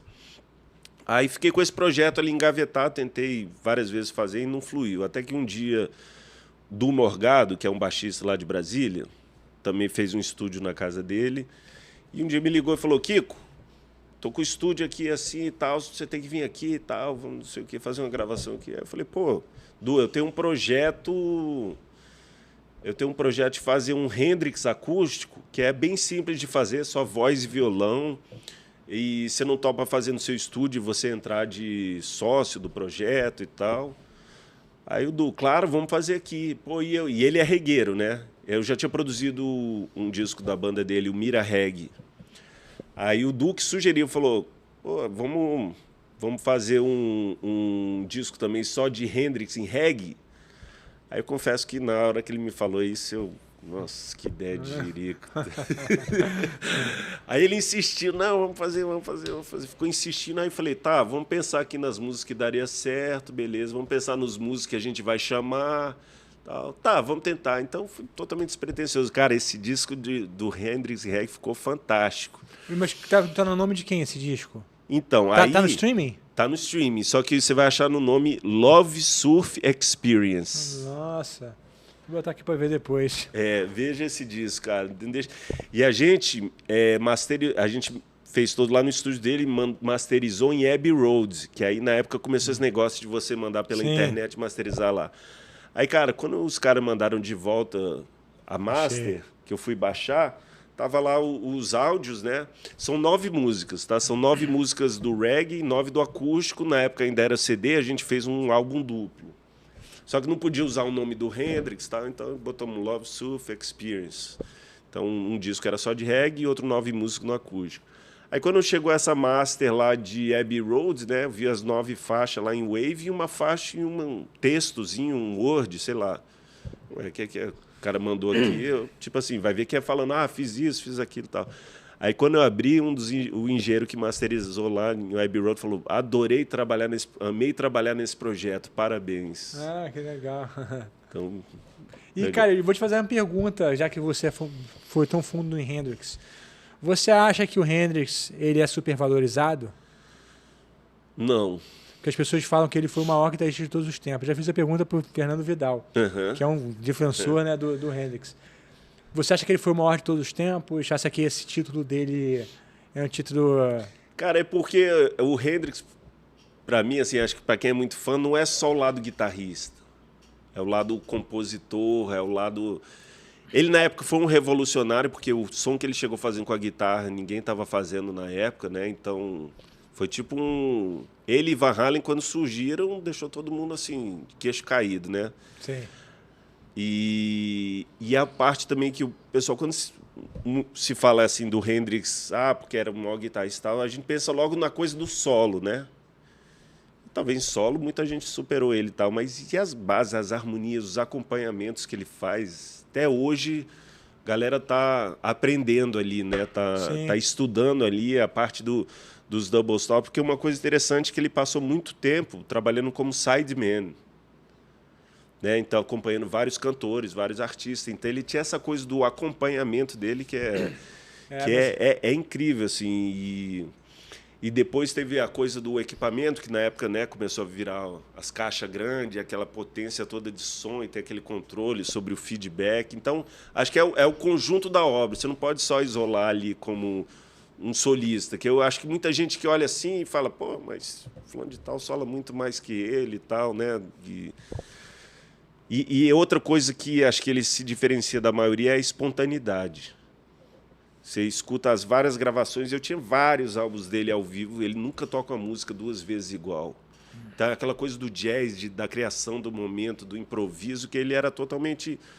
assim, livre, né? Era um canal aberto ali e cada vez a música sai de um jeito. Então, realmente é uma revolução, assim, dentro da guitarra elétrica do rock, pelo menos, né? Sim. Não, eu acho que, vamos botar a década de 70, não é que não tinha várias coisas acontecendo, mas a maneira como ele tocava guitarra cantando, né, cara? Como ele preenchia o arranjo que ele fazia... Isso. E ele, não é aquele que inventou o double stop, talvez ele não tenha inventado nada. Sim, mas ele arranjou tudo. Curtis, Mayfield, esses mas ele botou tudo de uma maneira ali, né, cara, que eu não sei se alguém estava fazendo tudo aquilo naquela época.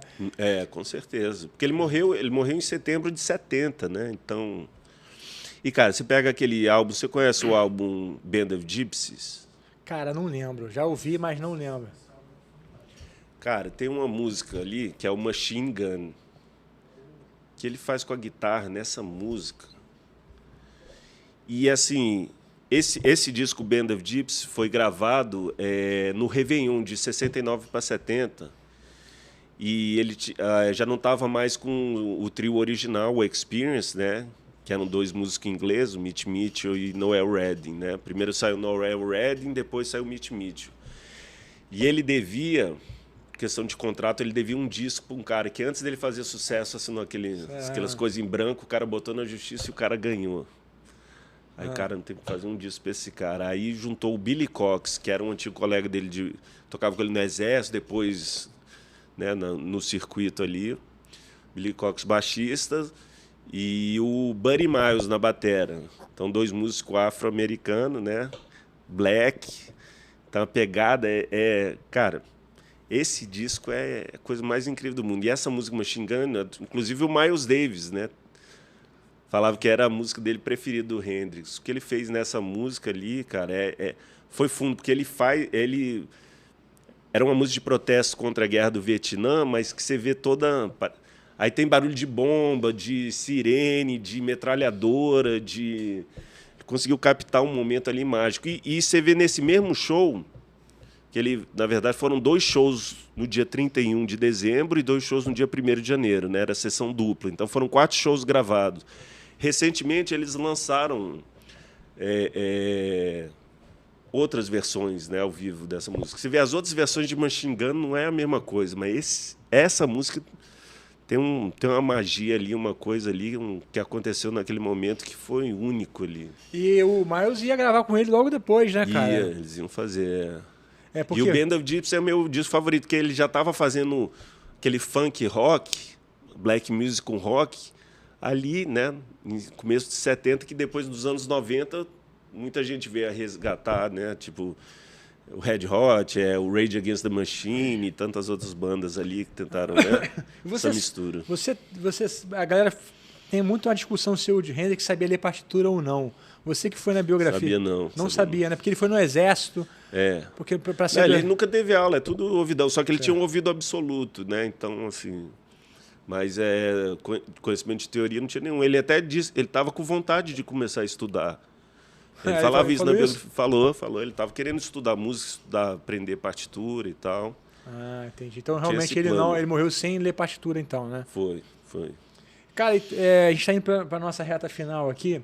Eu queria que você falasse um pouco para a galera que está, não necessariamente começando, mas que tem um sonho de viver da música. Uhum. Você vive da música há quantos anos, né? Tem 30 anos que você vive da música. Qual o conselho que você dá, cara? Você incentiva com ressalvas? O que você tem? Com ressalvas. Porque às vezes a galera também acha que tem muito romantismo e pouco pragmatismo, né? O que você tem teve uma vez que eu fui chamado lá para uma escola de 2º grau, tinha uns meninos formando 3º ano, uma escola americana, europeia, não sei, e me chamaram o pessoal de várias profissões para falar lá, né?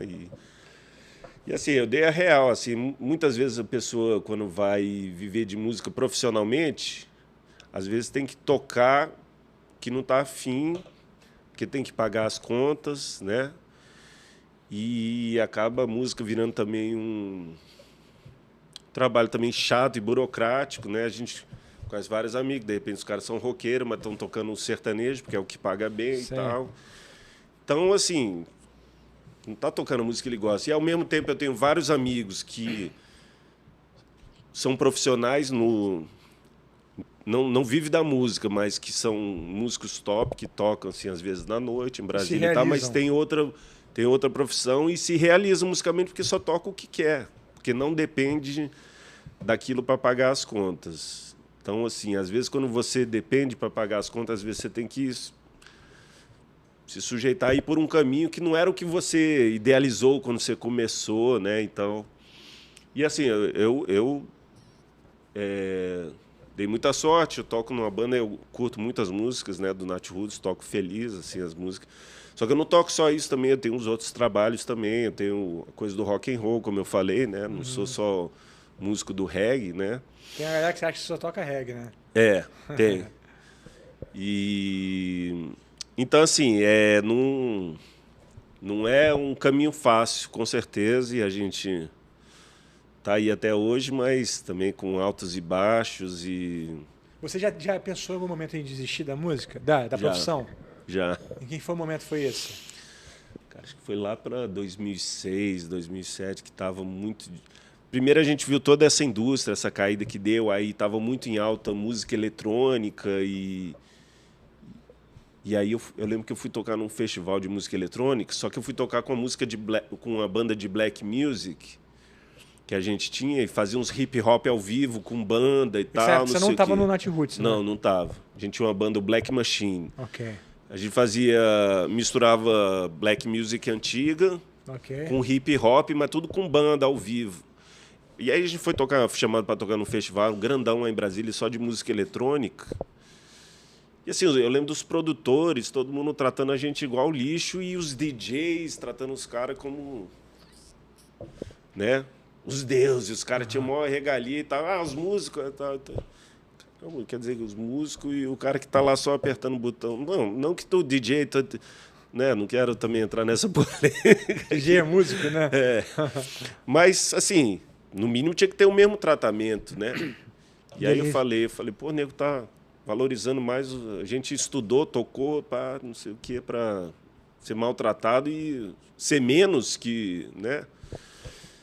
E aí estava bem difícil essa época e tal, e eu pensei em quase desistir mesmo.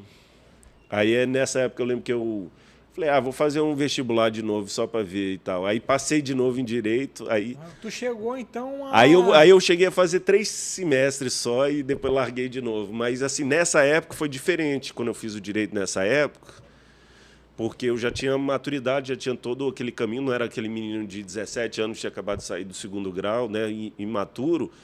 E aí aquilo ajudou a entender um pouco mais a linguagem ali do direito, que às vezes você precisa pegar um contrato, Sim. saber ler e tal. Então é legal, né? Você tem uma outra... Eu fiz Direito, outros sabia conhecimentos. disso? Que legal. Fiz Direito. Me formei, cara, mas nunca exerci. Não exerceu, mas isso te dá, né, uma Sim. base legal, né? É uma formação humana, né, cara? Cívica. Acho uma formação cívica. Você vira um cidadão consciente. Né? Não, eu acho que, por exemplo, direito constitucional tinha que ser ensinado na escola, 2º grau, né? Sim. Ensina física, química, um monte de coisa que nem tem tanta...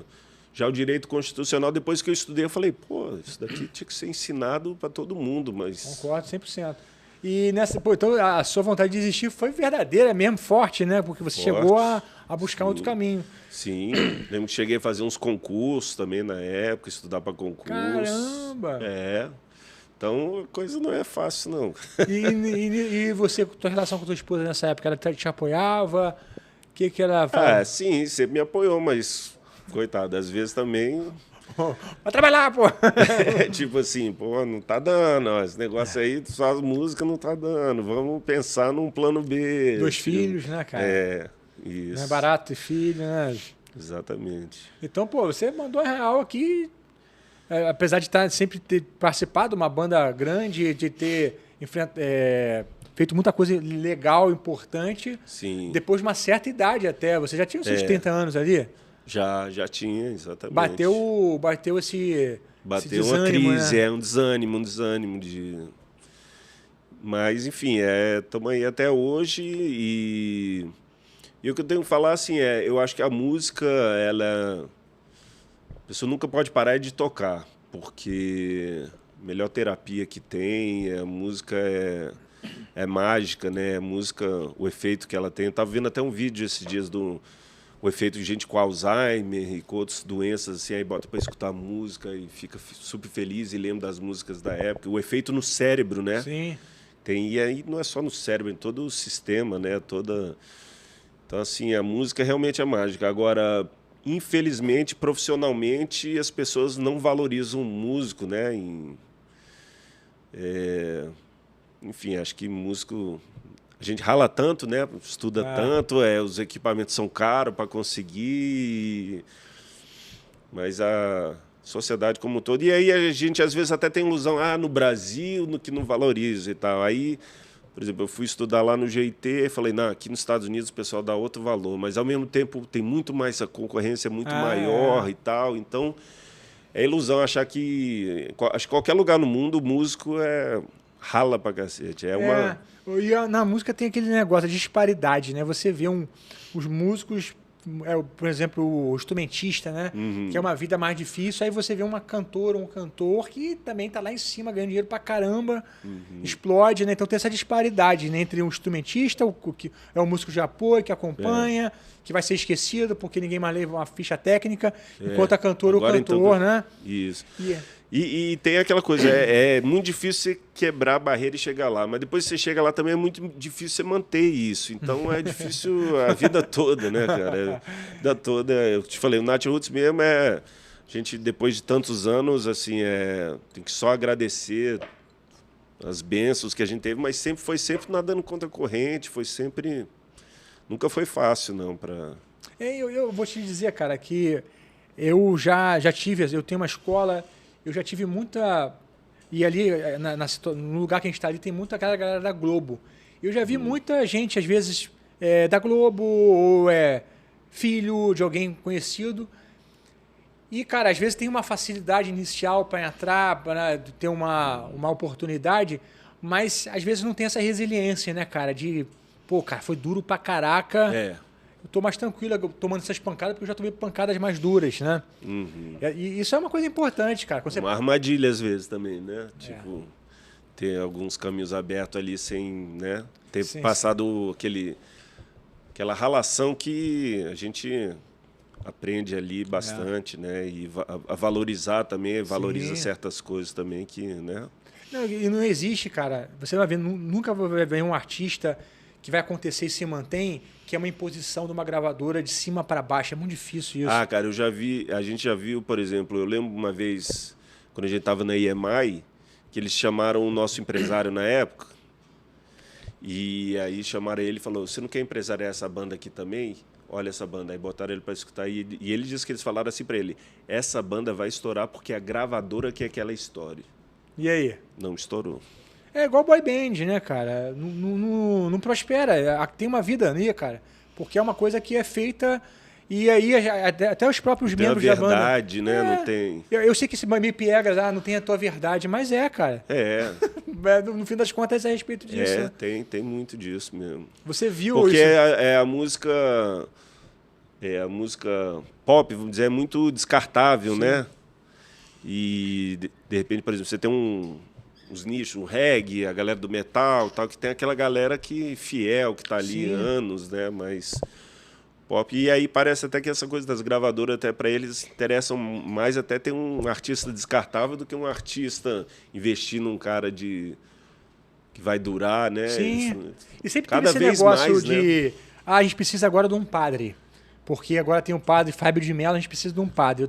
Aí é uma comenda. Agora a gente precisa, cara, de 4 meninos bonitinhos, porque veio agora essa onda de boys band lá da Coreia do Sul. Isso. Então é uma coisa encomendada, né, cara? Mas o movimento do Nat Roots prova o contrário, né? Uma coisa que aconteceu ali, conquistou um público, saíram para tocar e foram batalhar, cara, e não tem como resistir a isso, né? Isso. Porque, como você falou, veio de baixo para cima. Por exemplo, às vezes que a gente entrou num programa desse de TV assim, não foi porque a gravadora chegou e falou, não, é porque estava tocando, a música estava estourada em número 1 das rádios, e os caras começam a falar, pô, quem que são esses caras? Chama esses caras para vir aqui, porque a música deles está estourada. Se tornou inevitável aceitar vocês, né? Eu vejo muito com aluno lá, porque às vezes vem, cara, aluno cantor, cantora, e tem uma condição bacana, paga uma produção maneira, e não acontece, eu falo, cara, você tem que sair para fazer show. Não adianta ficar em casa trancado, gravar e tudo. Que é onde o povo está, né? É onde a galera está. E ali, cara, que você cria uma relação com a tua audiência que é mais humana mesmo, mais próxima, né? Sim. E essa galera te compra e é fã mesmo. Não, pô, eu tive com o Nat Roots lá em 92, meu irmão. Isso. A galera que compra é o fã verdadeiro. É, o fã verdadeiro, exatamente. E isso o Nat Roots sempre conseguiu, né, de ter a galera, uma base ali de uma galera realmente que... Então, viver de música, você, no final das contas, se você fosse definir isso em poucas palavras, você fala que cada um tem que viver o seu caminho e, tipo assim, você não se responsabiliza por nada, é mais ou menos isso? Exatamente. Mas, por exemplo, meu filho mesmo, ele toca bateria muito bem e toca baixo, guitarra também canta e tal, mas Eu não vejo nele a vontade de querer seguir, porque acho que viu desde sempre ali a relação que é e como que é difícil, né? Lógico, tem a banda dele, se a banda um dia estourar, lógico que ele vai ficar amarradão, mas ele também está correndo pelos outros caminhos dele. Fez a faculdade dele ali, de publicidade, né? E os outros caminhos, porque sabe que a música é difícil. Mas a gente fala assim, pô, música é difícil. Cara, olha como que é difícil. Tudo é difícil hoje em dia, né? Não, vamos supor que sua paixão fosse vôlei, fosse basquete. Pô, é difícil pra caraca ser um jogador de vôlei no Brasil, um jogador de basquete, até de futebol. E até direito, o cara faz direito hoje em dia. Quantos, né, formandos em direito que estão aí procurando também, né? Hoje em dia tá tudo difícil, né? O mercado de trabalho, assim, alguém novo chegando no mercado de trabalho, né? Cara. E assim, as profissões, cara, estão se extinguindo, migrando, algumas extinguindo. Daqui a pouco não existe mais uma função, você tem inteligência artificial aí, cara. Até música inteligência artificial faz. Fazendo já, né? Que imita a voz do cantor tal. Então, assim, o músico, às vezes, ele está tendo uma posição privilegiada porque nunca vai deixar de ter alguém fazendo alguma coisa com música. Mas tem profissões aí que estão sendo extintas mesmo, né? Sim, então mesmo, Então, cara, você tem mais alguma palavra final para a galera aí?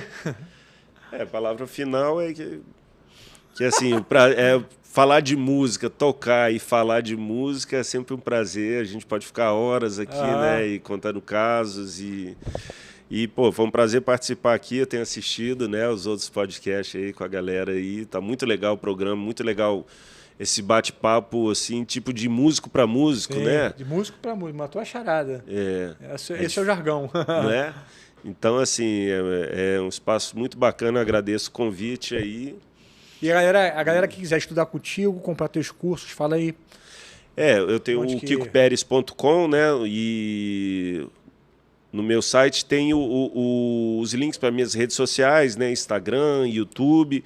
No meu Instagram tem lá o link para quem quiser comprar os cursos, quem está querendo começar a tocar. Os meus cursos, na verdade, eu tenho um para quem está começando no violão, para quem está começando a guitarra, e tem um também para quem é fã do Nat Roots, que eu peguei todas as músicas do primeiro disco. Então eu faço análise harmônica, né, de todas as músicas, aí mostro os meus arranjos, tem tablatura, partitura, e explico da onde que veio a ideia. Porque o legal disso é a pessoa... É o conhecimento teórico aplicado na prática. Num exemplo que deu certo, né, que foi esse disco, foi... Então, assim, e aí eu conto, cada música tem uma curiosidade interessante. Nessa música aconteceu isso e tal. Como eu falei, na música Mano Velho, o Tom fez a guitarra solo e tal. E cada música tem uma curiosidade, aí falo do equipamento que foi usado no disco e tal. Então, é mais específico esse curso para quem é fã de reggae, do Nat Roots. E, assim, na verdade, eu estou começando agora, há pouco tempo, nessa coisa online, pretendo continuar, né? Que eu acho que caminho que se abriu bacana, né? A gente sempre deu aula no presencial, poder também expandir, né, para pessoas de outros lugares ter acesso, né? E tem o meu trabalho também solo, né? Tem bastante coisa você procurar nas redes, no Spotify, né? Vai achar bastante. No meu site, no kikoperes.com, tem uma biodiscografia, que aí eu vou... em cada ano, falo um trabalho que eu lancei naquele ano, e aí tem um link para você escutar. Por exemplo, se você quer escutar o disco do Právida, aí você clica lá, vai cair no YouTube lá para escutar o Právida. Então tem esses discos da minha carreira solo, outros discos que eu fiz com Black Machine, o In Natura, com o Bruno e com a Isabela. Tem esse do Hendrix, né, que é o Love Surf. Teve um DVD também que a gente fez bem legal, que é o Guitarras do Cerrado Interpretam Hendrix. São também 9 músicas e em cada uma delas tem um guitarrista diferente interpretando de forma instrumental. Jimi Hendrix, o Barbosa, Marcelo Barbosa participou, o Dilo, o Celso Salim. Legal.